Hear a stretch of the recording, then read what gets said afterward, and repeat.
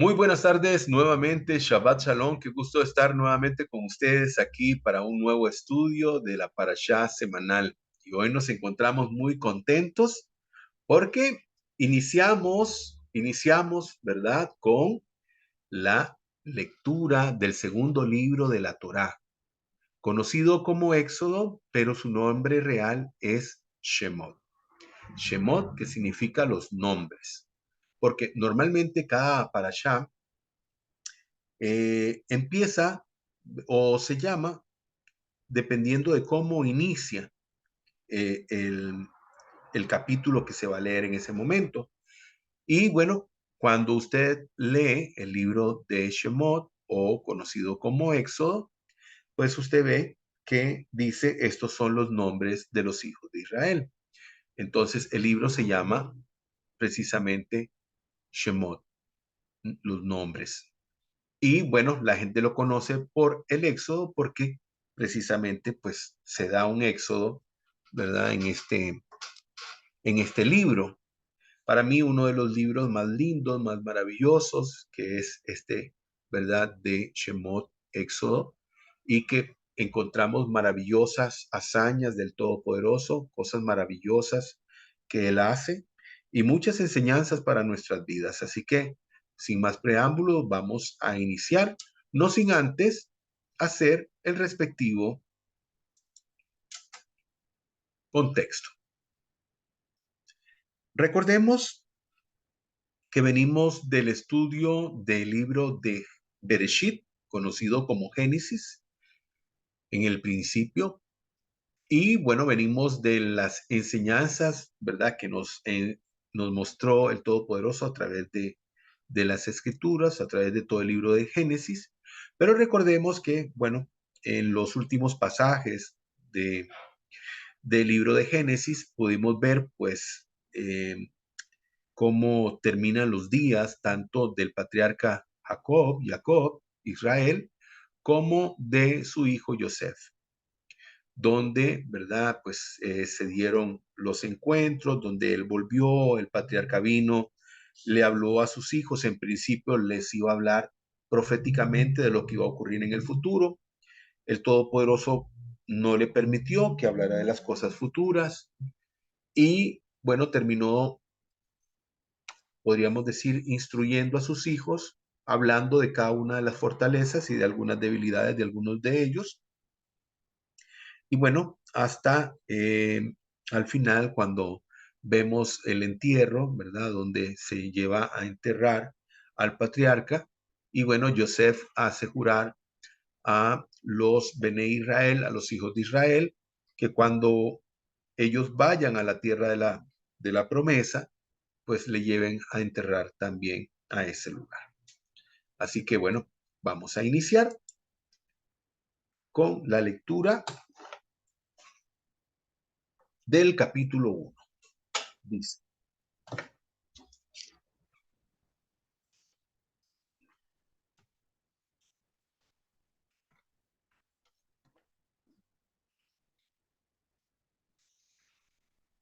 Shemot capítulo 1. Estos son los nombres de los hijos de Israel que llegaron con Jacob a Egipto. Cada uno llegó con su familia: Reubén, Shimón, Leví, Yehudá, Isahar, Zebulón, Binyamin, Dan, Naftali, Gad y Asher. Los descendientes de Jacob sumaban 70 almas. Y Yosef ya estaba en Mizraim. Falleció Yosef, todos sus hermanos y todas aquellas generaciones. Los israelitas eran muy fértiles y prolíficos y se multiplicaban cual enjambres. Llegaron a ser tan numerosos que el país estaba colmado de ellos. Un nuevo faraón fue coronado en Egipto que no conoció a Yosef. Dijo a su pueblo: miren, el pueblo de los israelitas se está haciendo más numeroso y más poderoso que nosotros. Tramemos algo contra él, de lo contrario se multiplicarán y en caso de guerra se aliarán con nuestros enemigos y lucharán contra nosotros y abandonarán el país. Por eso nombraron sobre él recaudadores de impuestos para oprimirlos con sus cargas, edificar ciudades de depósitos para Faraón, Pitón y Ramsés. Sin embargo, cuanto más los maltrataban, más se incrementaba y más se expandían. Por eso estaban intranquilos por los israelitas. Los egipcios esclavizaron a los israelitas con trabajos forzados, le amargaron la vida con arduos trabajos, con argamasa y ladrillo, y así como todas las tareas del campo. Todo el trabajo que les hacían hacer era forzado. Asimismo, el faraón de Egipto habló con las parteras hebreas, una se llamaba Shifra y la otra Púa, y les dijo, cuando asistan a las hebreas en el parto, cuando las vean en el sillón de los partos, si fuese un niño, deberán matarlo. Pero si fuese una niña, déjenlo con vida. Pero las parteras temieron a Elohim y no hicieron lo que les dijera el faraón de Egipto, sino que dejaron vivir a los niños, y el faraón de Egipto citó a las parteras y les reprendió, porque hicieron eso, dejaron vivir a los niños. Porque las hebreas no son como las mujeres egipcias, respondieron las parteras a Faraón, sino son expertas como parteras y dan a luz antes de que lleguen las asistentes.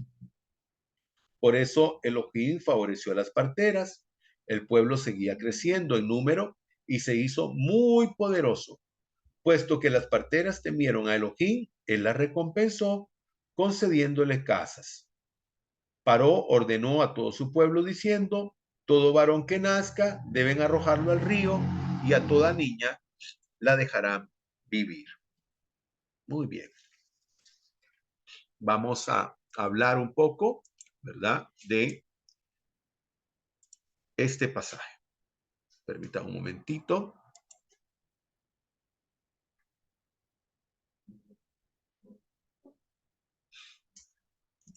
Ok, vamos a hablar entonces de este pasaje. Muy bien.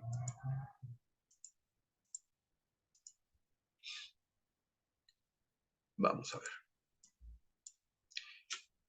Verso 1 dice, estos son los nombres de los Benei Israel, es decir, Jacob, que se trasladaron a Egipto con su padre, cada uno con su familia.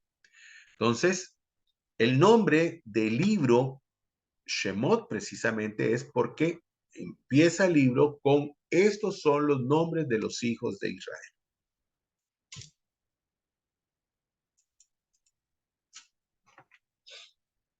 Ahora, aquí nos vamos a hacer una pregunta. Eso es bastante interesante. ¿Cuántos miembros de la familia de Jacob entraron a Egipto? ¿Fueron 70 o fueron 75? Ok, vamos a saber cuántos realmente fueron los que ingresaron. Shemot 1.5 dice, y fue que todas las personas salidas de los muslos de Jacob eran 70 personas, empero Yosef ya estaba en Egipto. Ahora, aquí quiero aclarar una situación. Quiero aclarar que cuando dice que fueron 70 personas y que Yosef ya se encontraba en Egipto, no significa que Yosef no fuera tomado en cuenta, porque Yosef también es parte de la familia de Israel. Entonces, aquí se está sumando también a Yosef y se están sumando también a sus hijos. Por lo tanto, dice, son 70 personas las que estaban en Egipto al principio. 70 personas. Aquí podemos ver otra referencia bíblica que está anterior, que está en el libro de Bereshit, Génesis 46, 27, donde vemos que dice, los hijos de Yosef que le nacieron en Egipto fueron dos. Así, todos los miembros de la familia de Jacob que entraron a Egipto fueron 70. Como pueden ver, la referencia bíblica dice que fueron 70 en total. ¿Por qué hablamos de que si fueron 70 o 75? Lo digo sin deseo de ofender a nadie, pero hay literatura fuera de la perspectiva bíblica, o sea, fuera de la Biblia hebrea, otras literaturas que para algunas personas son libros inspirados, y ese libro que ellos dicen ser inspirado habla de que José envió e hizo venir a su padre y a toda su familia, y dicen que eran 75 en total.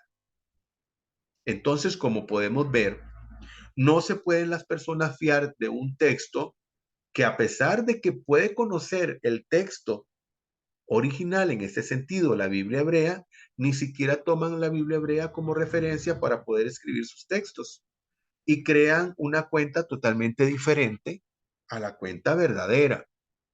Entonces, sencillamente, ¿verdad? Pues las personas tienen que fiarse de las Sagradas Escrituras, fiarse de la Biblia hebrea, porque hay otras literaturas que ellos consideran inspiradas y que realmente con un error como este, que era tan fácil haber ido a la fuente, que era la Biblia hebrea, y saber que eran 70 personas, pues ese texto dice que eran 75. Nos damos cuenta que no hay inspiración divina en ello. Ni siquiera, ¿verdad? Hicieron bien su tarea en haber investigado. Por lo menos era una cuestión de investigación. Muy bien. ¿Qué representaba el Bajo Egipto? Aquí tenemos que saber, ¿verdad? ¿Qué era Egipto en aquel tiempo? ¿Qué representaba Egipto? Ustedes pueden ver esto, eso es una imagen de dibujos antiguos egipcios. Y como ustedes pueden ver, hay representaciones diversas aquí. Podemos ver aquí símbolos de diferentes, ¿verdad? Dioses. Por ejemplo, vemos a este hombre con cabeza de chacal. Vemos a este hombre con cabeza como de un cuervo, de un águila. Y vemos diferentes símbolos acá.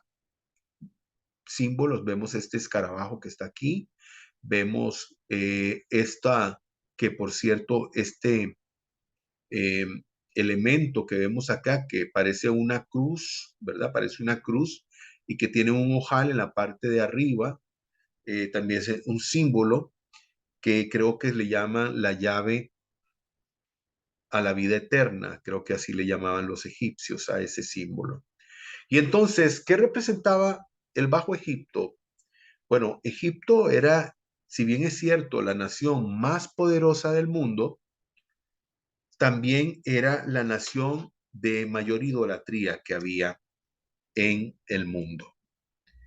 Aparte de ser una nación poderosa, era una nación que era muy dada a la idolatría. Ellos no conocían al Dios verdadero, sino que ellos creían que habían una cantidad de dioses y que todos estos dioses tenían algo que ver con controlar la naturaleza. Digamos, había un dios para la fecundación, había un dios para la provisión, había un dios que era el que cuidaba la noche, otro que cuidaba en el día, y así sucesivamente. Por lo tanto, era un lugar lleno de idolatría. Ahora, el pueblo hebreo, pues buscando cómo poder subsistir aquella hambruna, ustedes recordarán que había una hambruna a nivel mundial y entonces, pues Jacob mandó a sus hijos, ya Joseph se encontraba en Egipto, se convirtió en el virrey. Recuerden que él vino e interpretó los sueños del faraón y el faraón dijo, ¿acaso habrá en Misraín, en Egipto, una persona que tenga inspiración divina como él? Por lo tanto, lo nombró como su mano derecha. Entonces, Egipto representaba no solamente el poderío, sino que también representaba pues un país lleno de idolatría. Los egipcios eran dados a la idolatría, tenían muchos dioses a los cuales ellos adoraban. Y era ahí donde se encontraba pues el pueblo de Israel, en medio de este pueblo idólatra.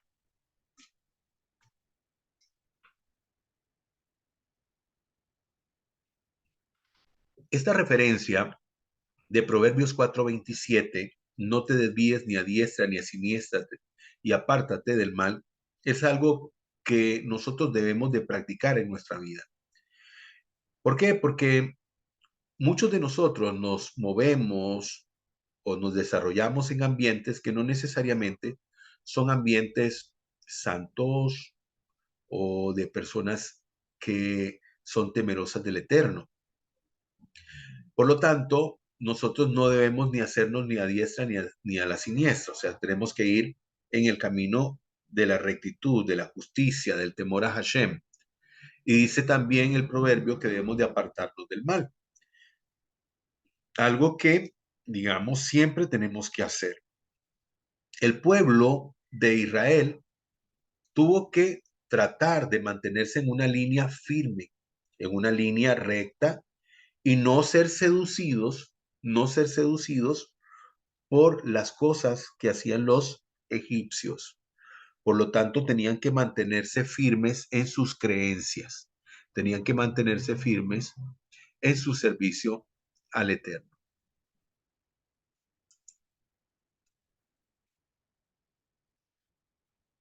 En el verso 7 del capítulo 1, estamos leyendo, dice, pero los hijos de Israel fueron fecundos y se multiplicaron y fueron aumentados y fortalecidos en extremo y se llenó de ellos la tierra. El Salmo 35, verso 27, dice que clamen ellos con júbilo. Grande es el Señor que se deleita en auxiliar a su siervo. Hay otras versiones que hablan de un lenguaje diferente y dicen que no se deleita en auxiliar, sino que se deleita en bendecir, en prosperar. Y entonces vemos que el Todopoderoso siempre, cuando una persona camina como al Todopoderoso le agrada, el Todopoderoso bendice el camino de esta persona, bendice su vida, así como hizo con su amado pueblo Israel. En el verso 9 dijo el faraón, miren que los hijos de Israel forman un pueblo más numeroso y fuerte que nosotros. Y esto es algo muy interesante, porque leímos, ¿verdad?, que ellos fueron sometidos a través de capataces, a través de trabajos forzados, hicieron muchas cosas, ¿verdad?, que tenían que hacer, de las cuales no les pagaban. Ellos tenían que hacer todos esos trabajos, pero no les pagaban por ellos, sino que los forzaban a hacerlos. Y más bien eran maltratados. La pregunta es, como dijo aquí el faraón de Egipto en ese momento, este pueblo es más numeroso y más fuerte que nosotros. ¿Qué ocurre? ¿Cómo entendemos nosotros que un pueblo que era más numeroso y más fuerte no podía sacudirse de la tiranía que los egipcios estaban pues haciéndoles sufrir? ¿Por qué no lo estaban haciendo? ¿Qué estaba pasando con el pueblo que no podía sacudirse de el pie que habían puesto los egipcios sobre su cuello, a pesar de ser más numerosos y a pesar de ser más fuertes que ellos? Algunos podrían decir que cuando hablaban de fortaleza, estaban hablando que los israelitas en su condición física eran más fuertes que los egipcios. Tal vez los egipcios eran débiles como personas y los hebreos eran fuertes como personas. Aparte de que era un pueblo, dice, mucho más numeroso. Entonces, aquí nos debemos de preguntar qué era lo que estaba pasando por la mente del pueblo hebreo, qué era lo que estaba pasando por la mente del pueblo de Israel, que fue sometido a la esclavitud en Egipto, siendo que ellos eran más fuertes y siendo que ellos eran más numerosos que el pueblo de Egipto. A veces ocurre, y eso es algo que debemos de aprender de lección. Muchas personas están sujetos a alguna situación en su vida, están sujetos a eh, algún vicio, a algo que ellos les gustaría dejar, pero no lo dejan. Y están ahí siempre bajo el zapato de eso que no pueden dejar, pero sí tienen la capacidad de hacerlo, tienen la capacidad para poder hacerlo. Y a pesar de ellos, no lo hacen. Parecía ser que es algo como lo que está ocurriendo con el pueblo de Israel. Aquí hay unos pasajes de referencia, como dice Eclesiastés 9:12. Me gustó muchísimo esta referencia de este pasaje.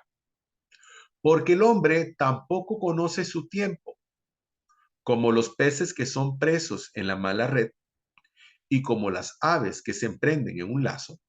Así son enlazados los hijos de los hombres en el tiempo malo, cuando caen de repente sobre ellos. Pareciera ser que esto era algo que le estaba ocurriendo al pueblo hebreo. No se daban cuenta que estaban presos, pero que también podían ser libres, o sea, que podían liberarse. Parece que todo estaba en su mente. Era una situación mental, era una situación que no les permitía ver la realidad de las cosas. Pero este pasaje de Eclesiastés nos retrata lo que a muchas personas les ocurre, porque el hombre tampoco conoce su tiempo. Como los peces que son presos en la mala red y como las aves que se emprenden en un lazo, así son enlazados los hijos de los hombres en el tiempo malo, cuando de repente este viene sobre ellos. ¿Y qué es lo que se debe hacer en ese momento? ¿Qué es lo que se debe hacer en un momento de una necesidad, de una situación, de un mal momento, de un tiempo malo? Clamar al Eterno, clamar a Hashem, pedirle al Todopoderoso que nos ayude, que nos dé esa libertad, porque Él es el que nos liberta. Vean esta referencia de Isaías 56, 58, verso 6. Dice, el ayuno que yo he escogido no es más bien romper las cadenas de la injusticia y desatar las correas del yugo, poner en libertad a los oprimidos y romper toda atadura. Eso es lo que el Todopoderoso quiere hacer con cada uno de sus siervos, con cada uno de sus hijos, con cada uno de aquellos que le sirven. En el momento del día malo, el Todopoderoso vendrá y romperá las cadenas de la injusticia, soltará las correas del yugo y pondrá en libertad a los oprimidos y romperá toda atadura. Así que podemos esperar en el Eterno respecto a ello. En el verso 11 dice, entonces le impusieron jefes de tributo laboral que los oprimiesen con sus cargas y edificaron para el faraón las ciudades de almacenes de Pitón y Ramsés. Como pueden ver, fueron sometidos a trabajos forzados, fueron sometidos a construir incluso las ciudades de los egipcios.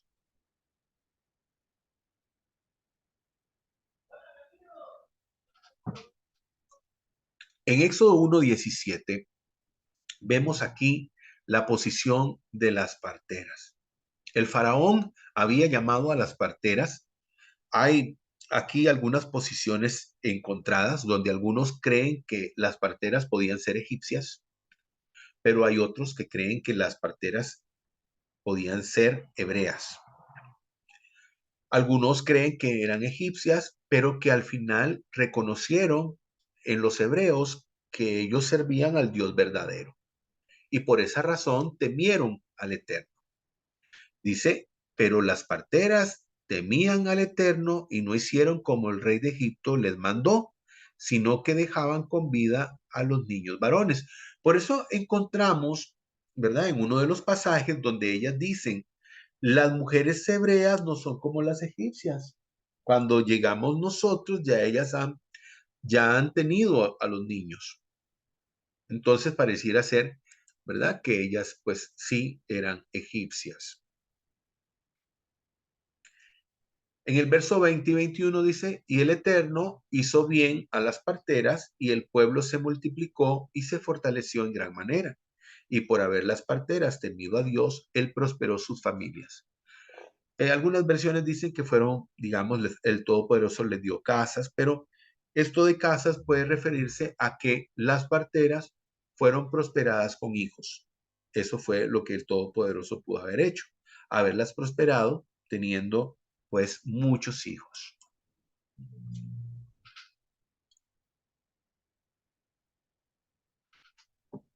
Deuteronomio 28:1. Esta es una referencia. Si realmente escuchas al Eterno tu Elohim y cumples fielmente todos estos mandamientos que hoy te ordeno, el Señor tu Elohim te pondrá por encima de todas las naciones de la tierra. Si bien es cierto, las parteras no recibieron preceptos y mandamientos, el Todopoderoso vino e influyó en ellas para que ellas no hicieran lo que el faraón les pidió. Ellas temieron al Todopoderoso y por lo tanto el Todopoderoso les prosperó.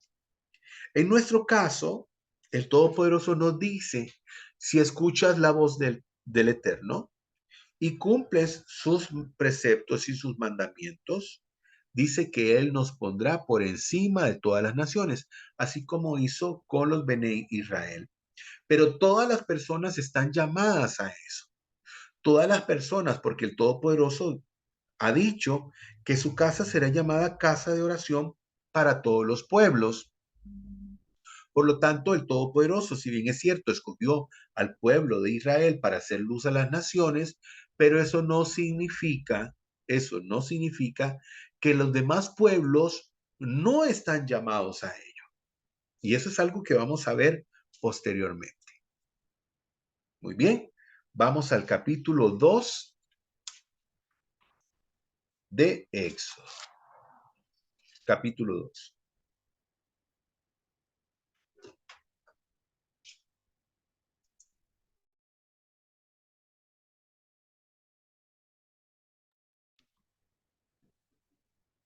Moisés, huida a Madián.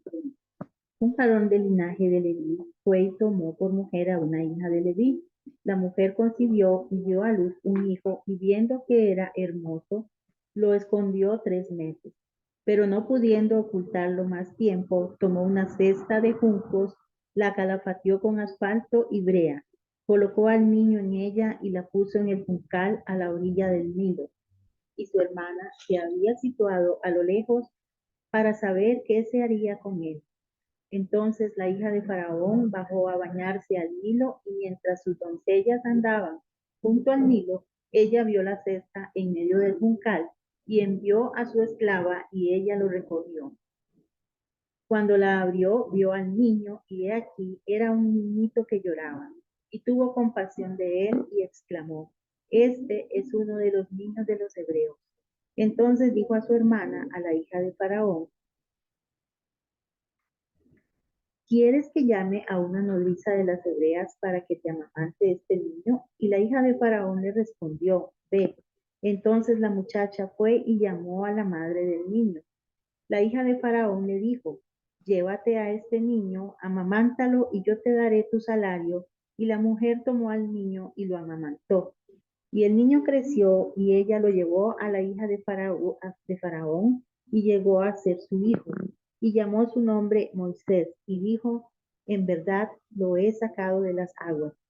Sucedió que en aquellos días, que siendo ya mayor, Moisés salió a sus hermanos y observó su servidumbre. Vio también a un egipcio que azotaba a un hebreo de entre sus hermanos. Y él miró a uno y a otro lado, y viendo que no había nadie, mató al egipcio y lo escondió en la arena. Al día siguiente salió, y he aquí, 2 hebreos estaban riñendo, y dijo al agresor: ¿Por qué golpeas a tu prójimo? Y él respondió: ¿Quién te ha puesto como príncipe y juez sobre nosotros? ¿Piensas acaso asesinarme como asesinaste al egipcio? Entonces Moisés tuvo temor y dijo: Ciertamente el asunto ha sido descubierto. Y Faraón oyó este asunto y procuró matar a Moisés, pero Moisés huyó de la presencia de Faraón y habitó en tierra de Madián. Sentado allí, junto a un pozo, vinieron las 7 hijas que tenía el sacerdote de Madián a sacar agua y llenar los pilones para abrevar el rebaño de su padre. Pero llegaron los pastores y las echaron. Entonces Moisés se levantó en su defensa y abrevó el rebaño de ellas. Cuando ellas volvieron a Reuel su padre, éste les dijo: ¿Por qué habéis venido tan pronto hoy? Y ellas dijeron, un varón egipcio nos libró de mano de los pastores y también diligentemente nos sacó el agua y abrevó el rebaño. Y dijo a sus hijas, ¿y dónde está? ¿Por qué habéis abandonado a ese varón? Llamadlo para que coma de nuestro pan. Y Moisés aceptó habitar con aquel varón y dio a Moisés a su hija Séfora. Ella le dio a luz un hijo y él llamó su nombre Gersón, pues dijo, he venido a ser forastero en tierra extraña. Después de muchos días, sucedió que el rey de Egipto murió y los hijos de Israel gemían a causa de la esclavitud y clamaron. Y por causa de la esclavitud, su clamor subió delante de Elohim. Y oyó Elohim su gemido y recordó Elohim su pacto con Abraham, con Isaac y con Jacob. Y miró Elohim a los hijos de Israel y Elohim los reconoció. Baruch Hashem. Baruch Hashem, bendito el Eterno. Muy bien, vamos a continuar.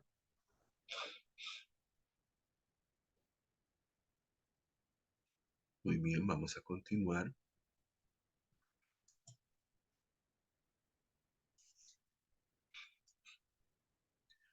Éxodos 1 dice, y un varón de la familia de Leví fue y tomó por mujer a una hija de Leví. Ellos eran levitas. Verso 2 dice, quedó encinta la mujer y dio a luz un hijo y vio que era hermoso y ella lo escondió durante 3 meses. Ahora, aquí hay algo que debemos de analizar, porque dice que vio que el niño era hermoso y lo escondió durante 3 meses. ¿Qué madre no ve a su hijo hermoso? Todas. Toda madre ve a su hijo hermoso. Es, es parte de ella, o sea, salió de ella. Por lo tanto, la madre siempre que ve a sus hijos los va a ver hermosos, los va a ver bellos, los va a ver definitivamente como otra persona no los puede ver. ¿Por qué? Porque es su madre. Entonces, ¿qué nos quiere decir aquí la Torá cuando dice que vio que era hermoso y lo escondió durante 3 meses? Es muy posible que lo que nos quiera decir la Torá es que su madre vio que había algo especial en él. Algunos midrashim dicen que Moisés, nació circuncidado. O sea, que la circuncisión ya estaba en él. En vez de haber sido circuncidado por sus padres, él ya venía con la circuncisión. Y es posible que esto haya sido una señal que vio su madre y por eso dice la Torá que vio que era hermoso. Tal vez aquí lo que quiere decir la Torá es que vio que era excepcional, que era un niño diferente. Recordemos que ya su mamá, Jochebed, ya había tenido otros 2 hijos. A su hermanita Miriam, que era la mayor de ellos, que Miriam era mayor que Aarón, y Aarón, que también era hermano de Moshe, y es muy posible que Aarón, pues, de ahí nació como un niño normal. Aquí su madre dice que vio que era hermoso, o sea, había algo excepcional en él, es lo que la Torah quiere decir. Porque, como les digo, cada nacimiento que se da para una madre, su hijo es hermoso. Es el más hermoso de todos los niños. Para una madre, sus hijos son los más bellos. ¿Por qué? Porque son sus hijos. Entonces aquí, muy posiblemente, pues tenemos que, ¿verdad? Pensar que cuando la Torah nos enseña de que dice que era hermoso, era porque era un niño especial, era un niño excepcional. Muy bien. Dice que en el verso 5 descendió la hija de Paró para lavarse en el río, mientras sus mozas andaban por la ribera del río. Ella divisó la cesta entre los juncos y mandó a su sierva y lo recogió.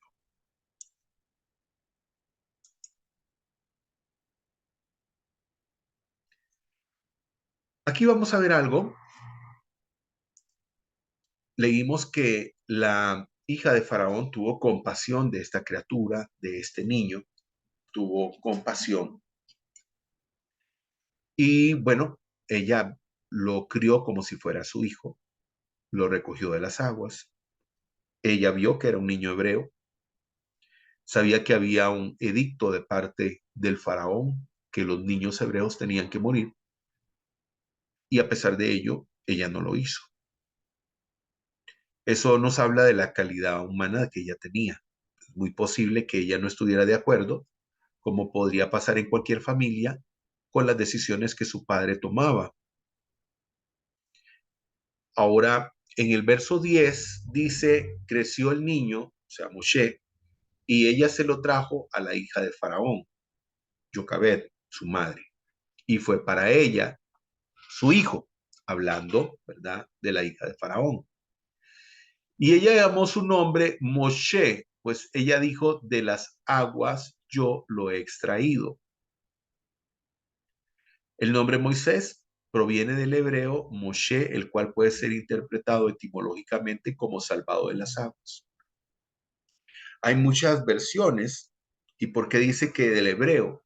¿Acaso quien nombró a Moshe con ese nombre no fue la mujer egipcia? Bueno, hay posiciones de que quien nombra a Moisés no fue la hija de Faraón, sino que fue su madre, Jocabed. Hay algo muy interesante porque, digamos, aquí tenemos algunas formas en que podríamos entender el significado del nombre de Moshe, salvado de las aguas, pero también el que extrae de las aguas. Y me parece a mí que esta posición de el que extrae de las aguas es más atinada. Es más atinada, ¿por qué? Es más atinada por el llamado que tiene Moshe para convertirse en ese libertador del pueblo hebreo. Y por eso traigo como referencia este pasaje de Shemot, capítulo 14, o sea, me he adelantado, Éxodo 14, 16, donde el Todopoderoso le dice, pero tú alza tu vara y extiende tu mano hacia el mar y pártelo, y que entren los hijos de Israel en medio del mar por lo seco. Entonces, podría ser que el nombre hace referencia también a la labor que va a realizar Moisés en el futuro, donde hace pasar al pueblo hebreo por en medio de las aguas. Por eso el que extrae de las aguas podría ser, ¿verdad? Que realmente, pues, esa es la razón, no solamente porque fue él tomado de las aguas, sino porque él extraerá de las aguas al pueblo para ser liberado. En el verso 12 nos encontramos que Moshe salió a ver, ¿verdad?, el lugar, la ciudad, y se encontró con un problema donde estaba un egipcio golpeando a un hebreo. Él sabía que él era hebreo, que era criado como un egipcio, pero que era hebreo, que estas personas que eran maltratadas, que estas personas que estaban esclavizadas, eran su propia gente, era gente de su raza, de su sangre. Y él en algún momento, pues al ver lo que estaba haciendo este egipcio en contra de su hermano hebreo, israelita, pues entró en ira, a pesar de ser el hombre más manso sobre la tierra. Imaginémonos el momento que él vio, que presenció, que no pudo soportar y al final le quitó la vida al egipcio. Dice el verso 12, y miró a uno y al otro lado, y viendo que no había nadie, mató al egipcio y los soterró en la arena.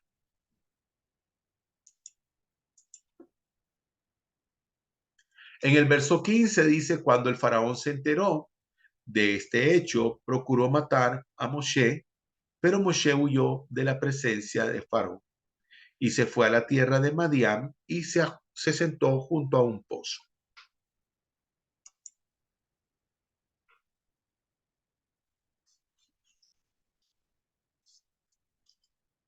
En el verso 19 vemos, y ellas dijeron, un varón egipcio nos libró de mano de los pastores y también diligentemente nos sacó el agua y abrevó el rebaño. Como podemos ver, queridos hermanos, al Moisés tenía muchas características. Recordemos que, como decíamos al principio, el faraón dijo que el pueblo hebreo era numeroso y más fuerte o más poderoso que el pueblo egipcio. Entonces podríamos pensar de que Moisés era un hombre muy fuerte, físicamente hablando.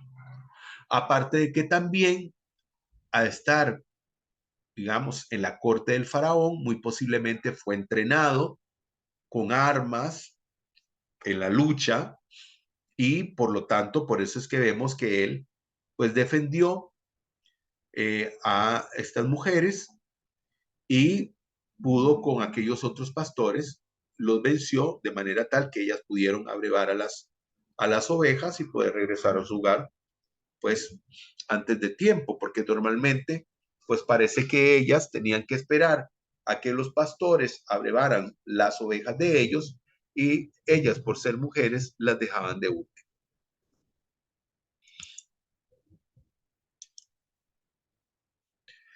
Dice el verso 22.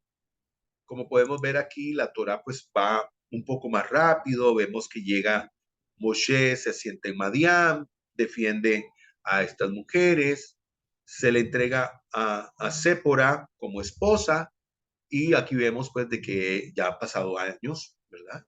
Ya ha pasado tiempo. Ella da a luz un hijo y le pone él por nombre Gersón, porque dijo, fui forastero en tierra extranjera.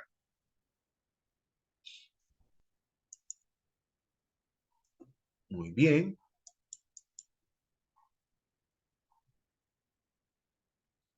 En el verso 24 y 25 dice, y escuchó Elohim el gemido de ellos y se acordó de su pacto con Abraham, Isaac y Jacob. Y miró Elohim a los Bené Israel, a los hijos de Israel, y los reconoció Elohim.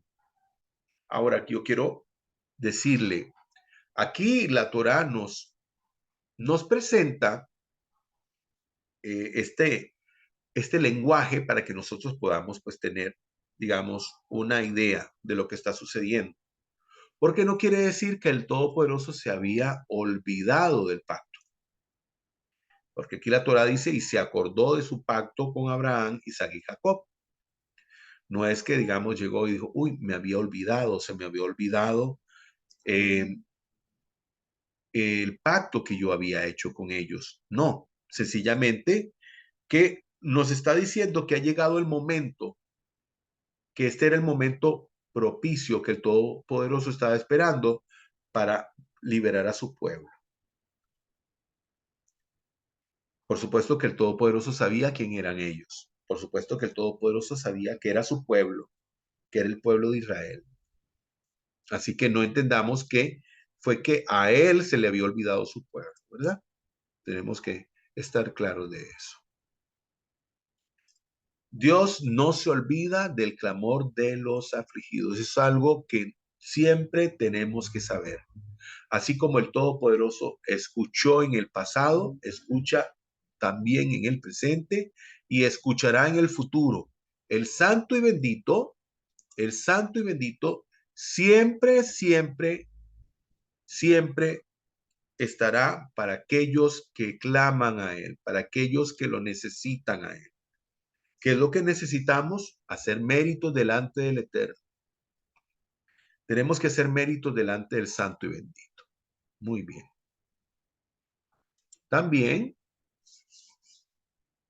dice este pasaje de referencia, Isaías 49, 15 y 16. ¿Puede una madre olvidar a su niño de pecho y dejar de amar al hijo que ha dado a luz? Aun cuando ella le olvidare, aun cuando ella le olvidare, yo no te olvidaré. Grabado te llevo en las palmas de mis manos, tu muro siempre los tengo presentes. Se refiere al pueblo de Israel. Aquí habla, ¿verdad? De los muros, habla de los muros, siempre los tengo presentes, hablando de los muros de Jerusalén, hablando de los muros, ¿verdad? Que se encuentran en la ciudad santa. Y aunque una madre dice puede olvidar a su hijo, el Todopoderoso jamás podrá olvidar a sus hijos.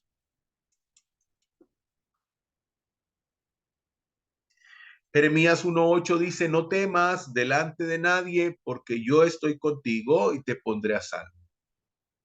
Es otra promesa de parte del Todopoderoso, aquellos que le sirven, aquellos que le sirven, aquellos que le honran, aquellos que le temen, se no temas delante de nadie, porque yo soy tu Elohim y te pondré a salvo. Muy bien, vamos a la lectura del capítulo 3. Adelante, Gloriana.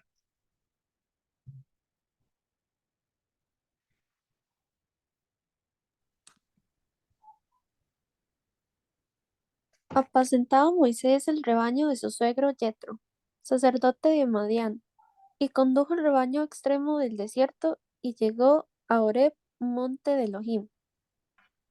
Entonces el ángel del Eterno se le apareció en una llama de fuego, en medio de la zarza, y él miró y vio que la zarza ardía en el fuego, pero la zarza no se consumía. Y dijo Moisés: Me desviaré para observar esta gran aparición de por qué no se consume la zarza.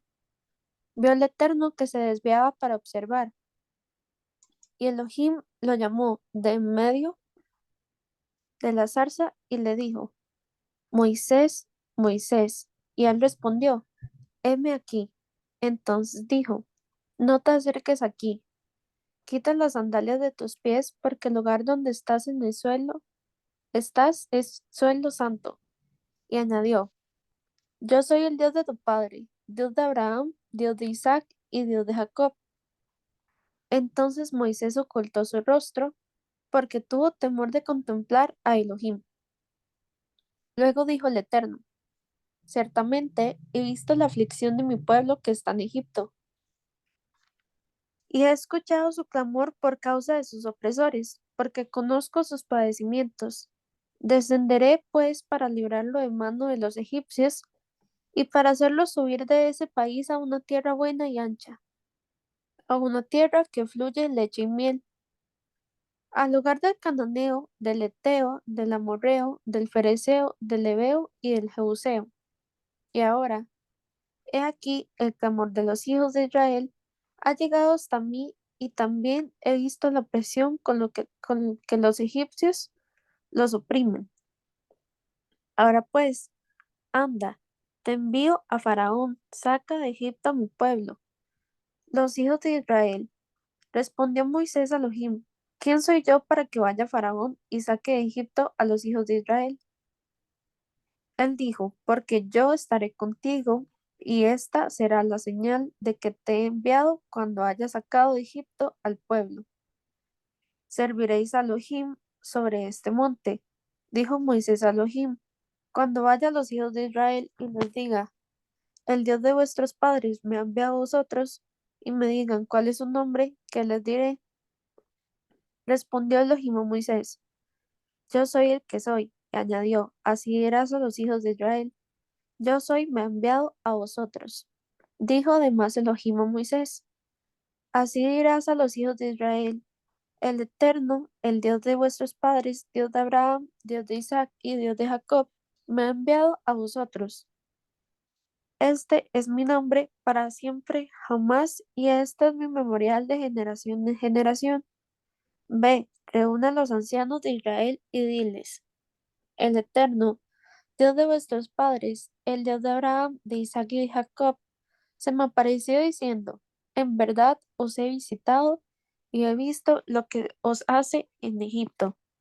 Y he dicho, os haré subir de la aflicción de Egipto a la tierra del Cananeo, del Eteo, del Amorreo, del Fereceo, del Heveo y del Jebuseo, a una tierra que fluye leche y miel. Y ellos atenderán a tu voz. Luego entrarás tú y los ancianos de Israel ante el rey de Egipto y le diréis, el Eterno, Dios de los hebreos, se nos ha aparecido. Pues permite que hagamos camino de 3 jornadas por el desierto y ofrezcamos sacrificios para el Eterno nuestro Dios. Sin embargo, yo sé que el rey de Egipto no os dejará partir, sino forzado por mano poderosa. Extenderé entonces mi mano y haré que Egipto sea golpeado, con todos mis prodigios que haré en medio de él, y después de esto os dejará ir. Además, haré que este pueblo halle gracia ante los ojos de los egipcios, y sucederá que cuando partiereis no os iréis vacíos, sino que cada mujer pedirá a su vecina y al huésped de su casa objetos de plata, objetos de oro y vestidos, y los pondréis sobre vuestros hijos e hijas, y así despojaréis a los egipcios. Muy bien, Baruch Hashem, vamos a ver este capítulo 3. Dice en el verso 2, entonces el ángel, el enviado, el emisario del Eterno, se le apareció en una llama de fuego en medio de la zarza, y él miró y vio que la zarza ardía en el fuego, pero la zarza no se consumía. Entonces dice que el ángel, el enviado, el emisario. En principio lo que él ve es una llama de fuego. Él no ve figura alguna. Él no está viendo un ángel, no está viendo una figura que él pueda decir, que conoce, que ha visto, sino que él está viendo algo como fuego detrás de un arbusto, que es lo que ha ido a él a ver, que es lo que le ha llamado la atención. Y aquí es muy importante que sepamos que el Todopoderoso tiene poder sobre todas las cosas, sobre toda la naturaleza, y él puede manifestarse incluso como fuego. Y el fuego puede ser un emisario. El fuego puede ser un enviado del Todopoderoso, así como el viento. El Todopoderoso tiene el poder para usar todo lo que él quiera como un instrumento. Y les traigo como referencia este pasaje, que es un salmo, que dice el Salmo 104:4, que hace a los vientos sus mensajeros y a las llamas de fuego sus servidores. Entonces el Todopoderoso pudo haber usado esa llama de fuego y hablar, ¿verdad?, a través de la llama. El Todopoderoso tiene poder sobre todas las cosas, sobre todo lo físico. Por eso es que vemos que algunos científicos, cuando hablan del éxodo y de los Makot, de lo que ellos conocen como las plagas, pues tratan de darle, digamos, algún tipo de explicación científica. Y bueno, no hay ningún problema que quieran darle explicación científica a lo que ocurrió, porque el Todopoderoso precisamente tiene poder sobre toda la creación. Por lo tanto, él puede usar el fuego, puede usar el viento, puede usar una nube, puede usar el mar, lo que él quiera, todo está a su disposición. Así que es muy importante que tengamos en cuenta eso, ¿verdad? Y que algunas personas pues no vayan a caer en el error de que si una persona o algún elemento de la creación es usado por el Todopoderoso, no se vaya a ver esto ¿verdad? Como un objeto de adoración, porque eso es idolatría. Versos 5 y 6 dice, y dijo, no te acerques, quita tu calzado de tus pies, porque el lugar que tú estás es tierra sagrada, o tierra santa es. Yo soy el Elohim de tu padre, el Dios de Abraham, el Dios de Isaac y el Dios de Jacob. Entonces Moisés cubrió su rostro porque tuvo miedo de mirar al Eterno. Ahora aquí hay algo también que tenemos que considerar. Quita el calzado de tus pies porque el lugar que tú estás es tierra santa, o es tierra sagrada, o es un lugar kadosh. Querido, escucha. Cuando nosotros hablamos de que aquí la Torá nos enseña que dice que ese lugar era un lugar sagrado, no es que el lugar es sagrado por sí mismo. Lo que lo hace sagrado es la presencia del Todopoderoso, es la Shejinah del Todopoderoso. Hay lugares que para personas que practican la idolatría, sus lugares son lugares sagrados, pero es porque ellos lo dicen, no porque lo sean.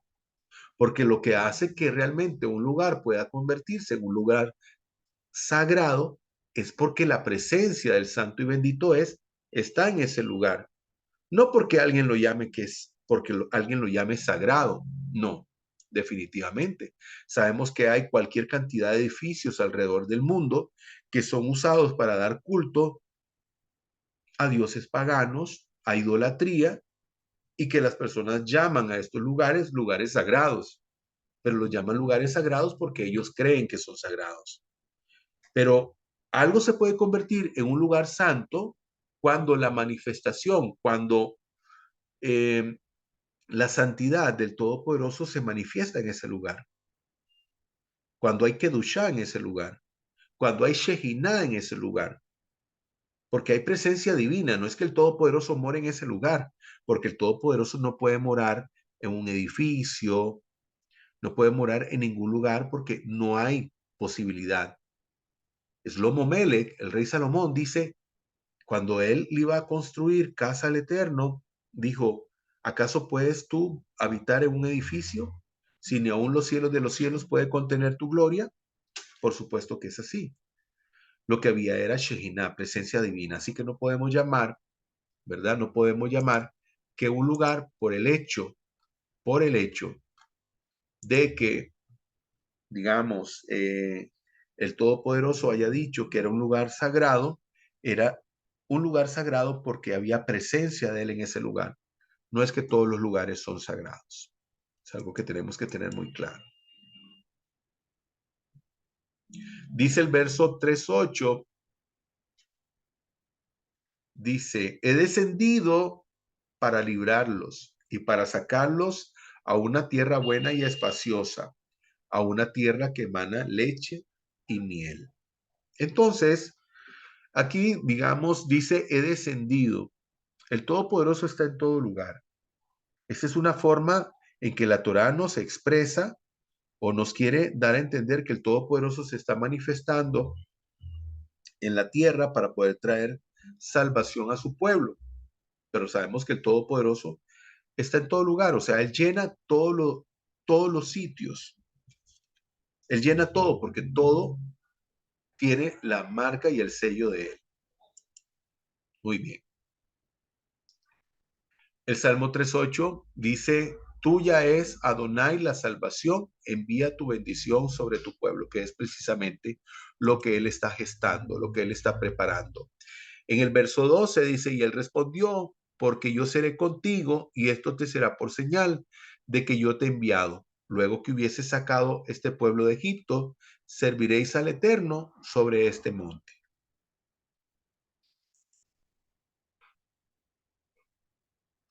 El Todopoderoso se le manifiesta a Moshe con su verdadero nombre.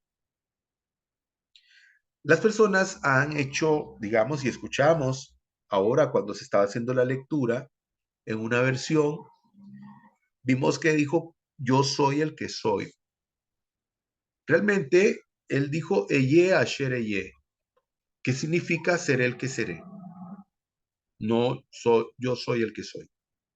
Eye Asher Eye, bendito sea su nombre. Que esto significa que Él es suficiente, que Él es suficiente, que Él tiene el poder para poder manifestarse y poder traer salvación en cualquier ámbito. Porque dice, seré el que seré. ¿Seré qué? Seré tu salvador, seré tu proveedor, seré tu sanador. Él es suficiente. Entonces, Él se le manifestó con este nombre sagrado que dice Eye, Asher, Eye. Bendito sea su nombre.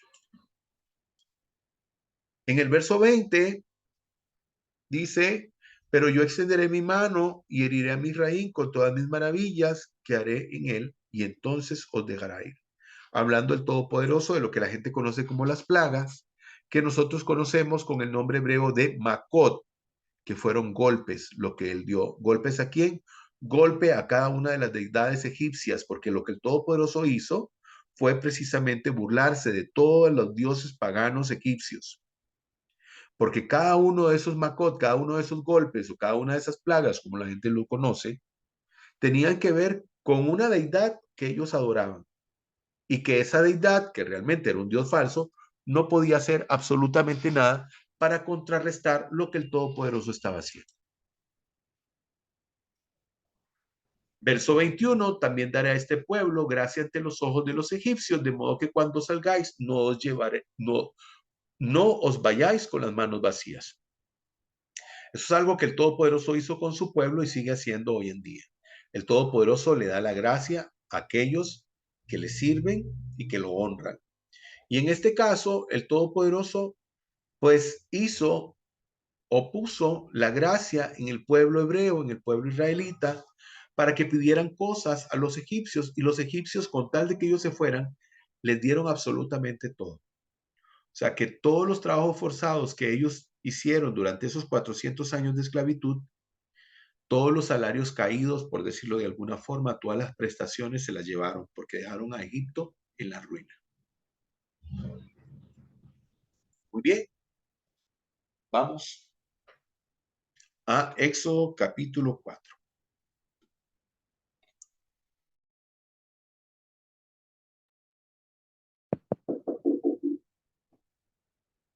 Misión de Moisés, el regreso a Egipto. Pero Moisés respondió y dijo, ¿y qué si no me creen ni atienden mi voz, sino que dicen, Adonai se te ha aparecido, no se te ha aparecido?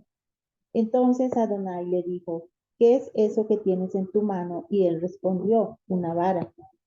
Él le dijo, arrójala al suelo, y él la arrojó a la tierra y se convirtió en una serpiente, y al verla Moisés huyó. Pero Adonai dijo a Moisés, extiende tu mano y atrápala por su cola. Él, alargando su mano, la sujetó y se tornó vara en su palma. Esto es para que crean que Adonai, el Elohim de tus padres, Elohim de Abraham, Elohim de Isaac y Elohim de Jacob, se te ha aparecido. Y otra vez le dijo, Adonai, mete ahora tu mano en tu seno. Y él metió su mano en su seno, y cuando la sacó, he aquí su mano estaba leprosa como la nieve. Y dijo, vuelve a meter tu mano en tu seno. Y él volvió su mano a su seno, y cuando la sacó de su seno, he aquí volvió a ser como su carne. Y sucederá que si no te creen ni obedecen la advertencia de la primera señal, creerán la advertencia de la última señal.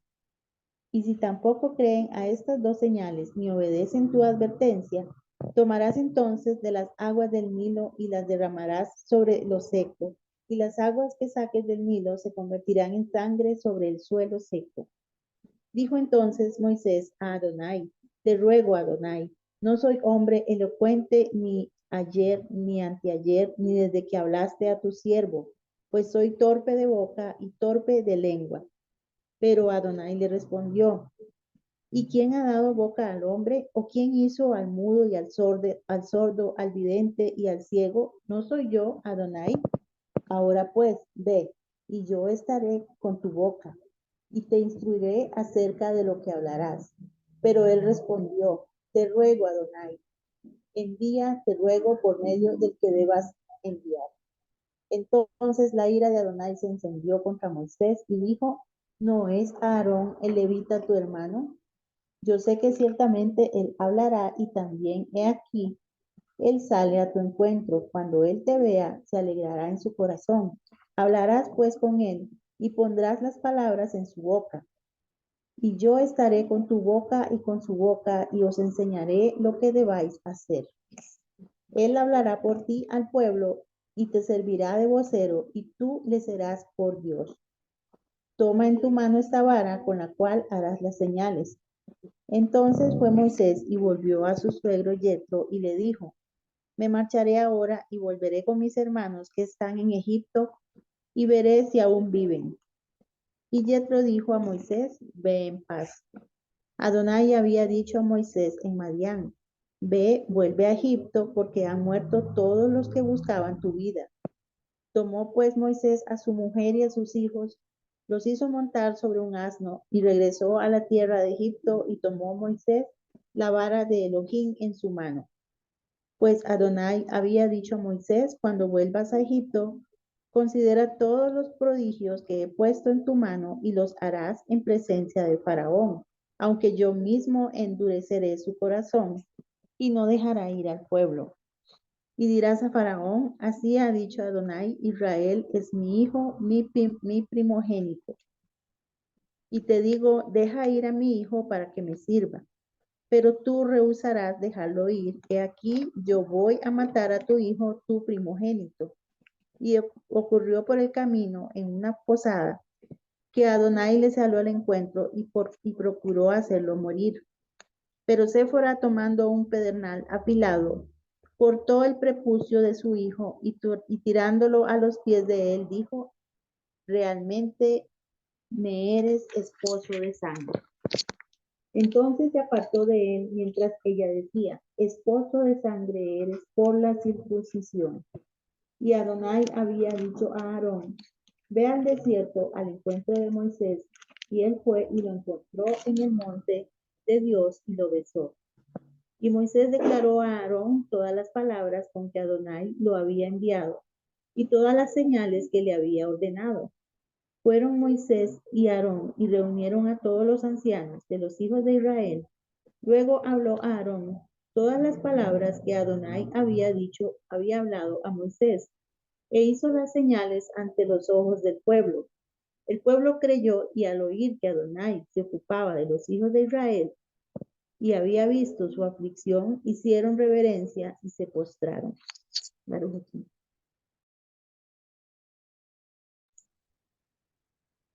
Muy bien, Baruch Hashem.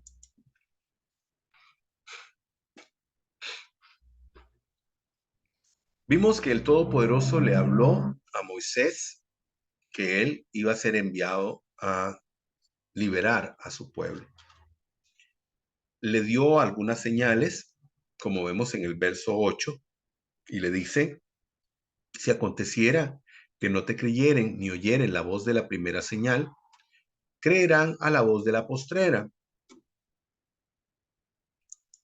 Vemos que el Todopoderoso está preparando a Moshe, aunque Moshe no se siente lo suficientemente capacitado para hacer eso. Entonces el santo y bendito en el verso 11 le contestó, escúchame Moshe, soy yo quien hace que hables o que no hables. Soy yo quien hace que puedas oír o que no oigas nada. Soy yo quien puede hacer que veas o dejarte ciego. En otras palabras, el santo y bendito está diciendo que Él es el que tiene el poder para hacer cualquier cosa que Él desee y puede hacerlo con cualquiera de las personas que Él escoja. Él es el que tiene el poder para hacerlo. Aquí dice, puede hacer que la gente hable o que no hable, que escuche o que no escuche, que vea o que no vea. Por lo tanto, le está diciendo, Moisés, no te preocupes, porque yo soy el que voy a permitir que tú puedas hacer cosas que tú no crees que puedes hacer. Así con cada uno de nosotros. Hay personas que tal vez sienten que no tienen la capacidad, pero si usted viene y le pide al Eterno que le ayude, Él le va a dar la capacidad para usted poder desarrollar eso que usted quiere hacer, eso que usted quiere hacer en el servicio del Eterno. Recordemos esta referencia de lo que dice Devarim, capítulo 32, 39. Dice, ved ahora que yo soy y no hay dioses conmigo. Yo hago morir, así como dijo que él hacía que alguien hablara o que no hablara. Yo hiero, yo doy la vida, yo la quito y él es la fuente. O sea, él es la fuente, él es, como vimos, puede hablar a través del fuego, a través del viento, él puede usar cualquier cosa y puede usar cualquier persona para su servicio. Por lo tanto, el Todopoderoso, pues en algún momento se disgustó con Moisés porque Moisés estaba poniéndole muchas trabas, mu- estaba poniendo muchas excusas y el Todopoderoso le dijo, Moisés, pero es que no se trata de ti, se trata de mí. Soy yo el que voy a hacer esto contigo. O sea, no eres tú, soy yo el que voy a hacer esto contigo. En el verso 22 dice, y dirás al faraón, el Eterno ha dicho así, Israel es mi hijo, mi primogénito. Eso es muy importante. Dice, y dirás al faraón, Adonai ha dicho así, Israel es mi hijo, mi primogénito. ¿Qué significa que es su primogénito? Está hablando a Israel como nación. Y dice que es el primogénito. Cuando hablamos de primogénito, estamos hablando de que es el primero, lo cual significa, porque pudo haber dicho, y dirás al faraón, Adonai ha dicho así, Israel es mi hijo, y listo. Así nos damos cuenta que solamente Israel es hijo del Eterno. Pero aquí hay una puerta abierta para todas las naciones, para todos los pueblos. ¿Por qué? Porque dice que Israel es el primero de muchos. El Todopoderoso no hace acepción de personas. Él quiere que todas las naciones le sirvan. Todo depende de que las naciones le sirvan y le sirvan bien como Él quiere.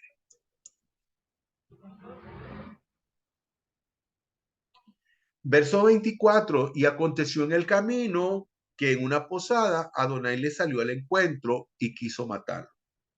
Entonces Sépora tomó un pedernal afilado y cortó el prepucio de su hijo y lo echó a sus pies diciendo, a la verdad tú me eres un esposo de sangre.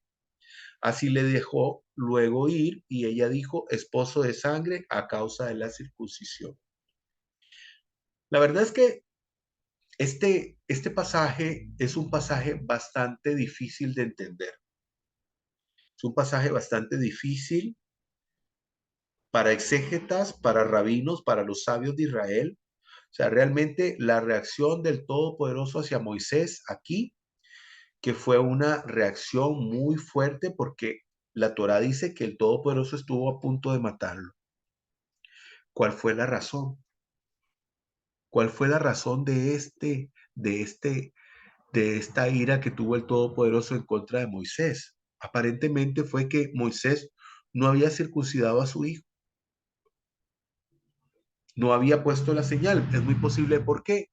Porque vemos que Moisés de alguna forma pues había estado poniendo obstáculos para cumplir con la labor del Todopoderoso.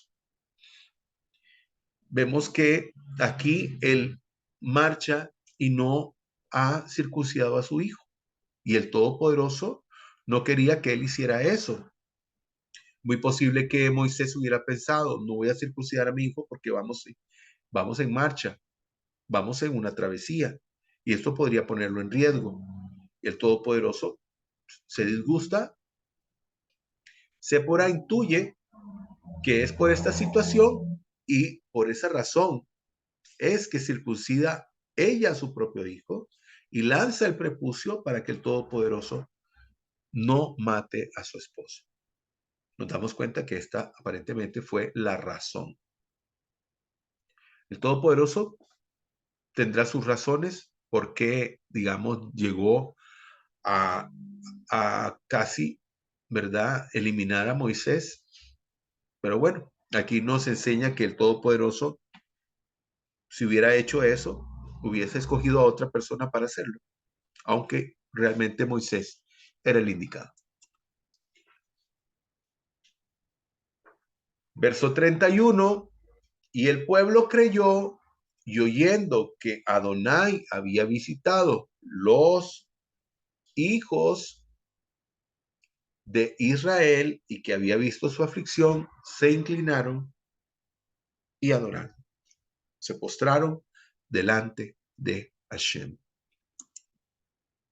Muy bien, vamos al capítulo 5, verso 1. Dice, luego Moshe y Aarón fueron a decirle a Paró, así ha dicho el eterno Elohim de Israel, deja salir a mi pueblo para que me celebren en el desierto. Pero Faraón respondió, ¿quién es Hashem para que yo lo obedezca y deje salir a Israel? No conozco a ese Hashem, ni tampoco dejaré salir al pueblo de Israel. Entonces ellos replicaron, el Elohim de los hebreos se nos ha presentado. Así que iremos al desierto a una distancia de viaje de 3 días y ofreceremos sacrificios a Hashem, nuestro Elohim, para evitar que nos provoque la muerte con una peste o filo de espada. Pero el faraón de Egipto fue categórico y dijo, ¿por qué ustedes, Moshe y Aarón, distraen al pueblo de su trabajo? Regresen a sus trabajos. Dijo también Paró, miren, el pueblo de Israel es numeroso ahora y ustedes pretenden que dejen de servir en sus trabajos forzados. Ese mismo día Faraón ordenó a los jefes y capataces a cargo del pueblo, diciendo, no entreguen más paja al pueblo para hacer ladrillos, como hasta ahora, que ellos vayan y recojan la paja. No obstante, continuarán exigiéndole la misma cuota de ladrillos que hacían antes. Nada reducirán de ella, porque son unos holgazanes. Y por eso gritan diciendo, vayamos a ofrecer sacrificios a nuestro Elohim. Exijan aún más a los hombres que estén ocupados para que no hagan caso a las palabras falsas. Salieron entonces los jefes y capataces a cargo del pueblo y se dirigieron al pueblo diciendo, así ha dicho Paró, ya no les dará paja. Ustedes mismos deberán ir y recoger paja en donde la encuentren, pero no por eso podrán disminuir su cuota de trabajo. Entonces el pueblo se esparció por toda la tierra de Egipto a juntar rastrojo para usarlo como paja. Los jefes egipcios presionaban diciendo, terminen el trabajo, completen la cuota diaria estipulada, como cuando había paja. Los capataces de los israelitas, quienes fueran nombrados por jefes de Faraón para ejercer sobre ellos, eran castigados y les decían, ¿cómo es que ni ayer ni hoy completaron ustedes la misma cuota de ladrillos que hacían antes? Entonces, los capataces israelitas fueron a quejarse ante Faraón, diciendo, ¿por qué trata usted así a sus esclavos? No se nos da paja para los ladrillos y además tus esclavos somos castigados. Es un pecado sobre su pueblo. Pero él replicó, ustedes son holgazanes. Por eso piden ir a ofrecer sacrificios a Hashem. Vayan a trabajar, no se les dará paja y aún así deberán entregar la misma cantidad de ladrillos.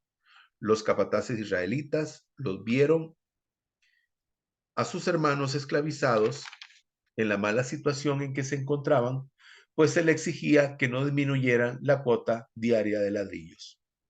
Al salir de su entrevista con el faraón, se encontraron con Moshe y Aarón y le dijeron que Hashem observe y los castigue a ustedes, porque ustedes son culpables de que seamos aborrecidos a los ojos de Faraón y a los ojos de sus sirvientes. Ustedes pusieron la espada en mano de ellos para matarnos. Verso 22. Moshe se dirigió a Hashem diciendo, mi amo, ¿Por qué haces el mal a este pueblo? ¿Por qué me has enviado? Pues desde que vine ante Paró a hablar en tu nombre, él ha maltratado aún más a este pueblo.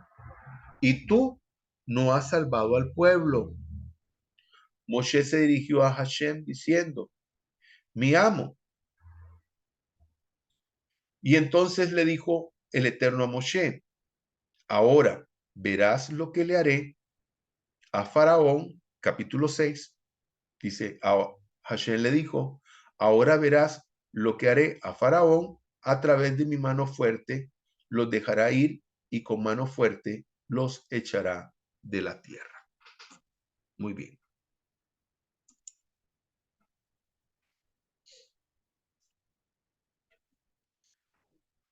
Verso 2 dice, pero el faraón dijo, ¿quién es Hashem para que tengo yo que obedecerle y liberar a Israel? No conozco a ningún señor y no voy a liberar a Israel. Esa era la forma altanera del faraón. Recuerden que los faraones creían que ellos eran dioses. Ellos creían que eran dioses. A pesar de ser seres humanos, ellos creían que realmente eran dioses por la posición que ostentaban. Claro, llegaban al pináculo del mando en Egipto, tenían a todo un pueblo que les servía, incluso los trataban como si fueran dioses, y entonces ellos creían que eran realmente dioses. Y por eso hablaban de esa manera. Isaías 5:15 dice, y todo hombre será humillado, y todo varón será batido, y los ojos de los altivos serán bajados. Algo que le ocurrió al faraón.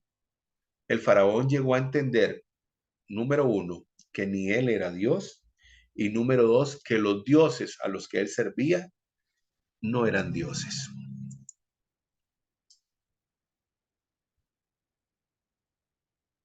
Verso 8. Sin embargo, les impondréis la misma cantidad de adobes que hacían antes. No disminuiréis nada porque están ociosos. Por eso gritan diciendo, vayamos y ofrezcamos sacrificios a nuestro Elohim. Como podemos ver, el faraón quiso todavía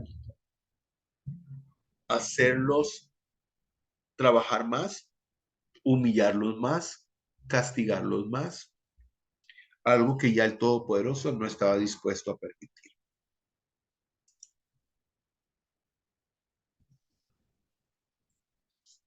En el verso 21, les dijeron, miren, el Señor sobre vosotros y juzgue, pues habéis hecho heder nuestro olor delante de Faraón y de sus siervos, dándoles el cuchillo en las manos para que nos maten. Los capataces hebreos que estaban al frente del pueblo fueron donde Faraón a decirle, ¿por qué estás haciendo así con nosotros? Y el faraón les dijo, no, es que ustedes están ociosos. Por esa razón quieren ir a ofrecer sacrificios a ese su Dios. Por lo tanto, ¿es por qué? Porque tienen suficiente tiempo. Y entonces les fue aumentado el trabajo. Ya no les daban la materia prima para poder realizar los ladrillos, los adobes, y tenían ellos que ir a buscarlo. Y aparte de ir a buscar la materia prima, tenían que hacer la misma cuota de ladrillos. Por esa razón estaban indignados los capataces hebreos con Moisés y a Aarón, porque ellos creían que era culpa de ellos lo que les estaba pasando.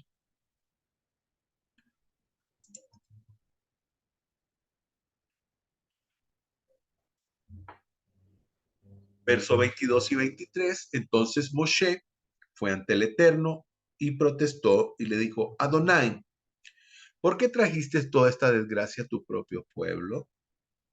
¿Por qué me enviaste? Desde que me presenté ante Paró como tu vocero, él se ha vuelto aún más brutal contra tu pueblo. Y tú no nos has hecho para nada, y tú no has hecho nada para rescatarlos. Sabemos que el Todopoderoso tiene un tiempo para todo. Tiene un tiempo para todo. El tiempo del Eterno es perfecto. Por supuesto que ellos estaban viviendo una situación muy difícil, pero el Todopoderoso ya había puesto un fin para esa situación. Y muy bien, en el verso 1 del capítulo 6, dice, el Señor respondió a Moshe, ahora verás lo que yo haré al faraón, porque con mano fuerte los ha de dejar ir, y con mano fuerte los ha de echar de su tierra. El Todopoderoso dijo, ha llegado el momento de dejar las palabras. Ya las palabras ya no van a servir para nada. Ahora mostraré mi poder, manifestaré mi poder y le mostraré al faraón realmente quién es Elohim. Baruch Hashem. Muy bien, hemos llegado al final de nuestro estudio del día de hoy, empezando con el libro de Shemot, conocido como Éxodo, y hemos visto al Todopoderoso, hemos visto cómo el Todopoderoso se le manifestó al pueblo hebreo, escogió a un hombre, a un ser humano, para que él se convierta en el libertador. Estamos hablando de Moshe, Moisés. Hemos visto que cuando el Todopoderoso escoge a alguien, siempre esta persona no va a ir sola, sino que el Todopoderoso siempre irá con él. Así que eso es algo, ¿verdad?, que tenemos siempre que tener en consideración. Todo aquel siervo, todo aquel que sirve al santo y bendito es, y que le sirve bien, que hace su voluntad, que le honra, que guarda sus preceptos y sus mandamientos, pues siempre podrá contar con la ayuda del Eterno. Así que ha sido un gusto nuevamente haber estado con ustedes, poder compartir esta porción de la Torá y bueno, será que si el Eterno lo permite, nos encontremos nuevamente para un nuevo estudio en el próximo Shabbat. Que el Eterno les continúe bendiciendo y que tengan una feliz semana.